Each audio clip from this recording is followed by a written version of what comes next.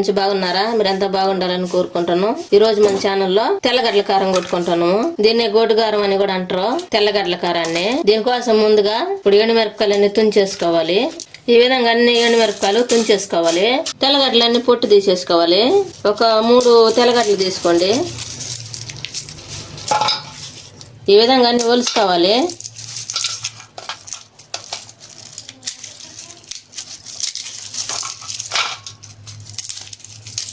ఈ విధంగా తెల్లగడ్డలు మొత్తం ఒలిసి పెట్టుకోవాలి. దీనికోసం స్టవ్ వెలిగించుకోవాలి.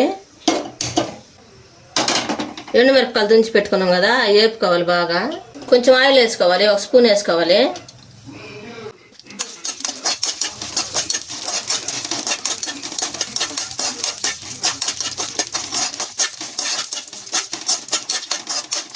ఈ విధంగా వేపుకోవాలి.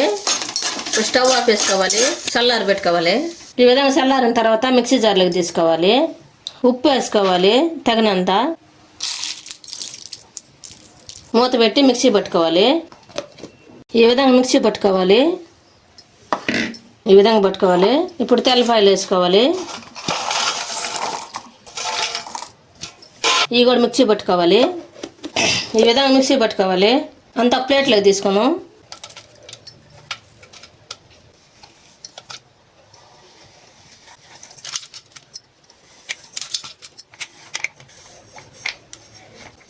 మిక్సీలో పట్టుకున్నాం కదా, కొంచెం లోపలిది ముద్ద అయిపోద్ది. తర్వాత మళ్ళీ కొంచెం నలగనట్టుగా ఉంటుంది కదా, మొత్తం కలుపుకోవాలి.